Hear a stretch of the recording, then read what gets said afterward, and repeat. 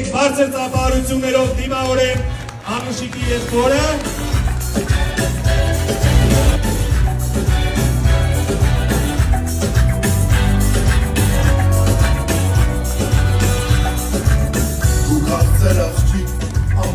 Եվ Անուշիկ ջան,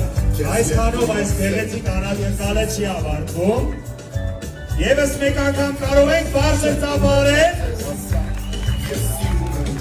Բարձր ծափահարենք, որտեղ է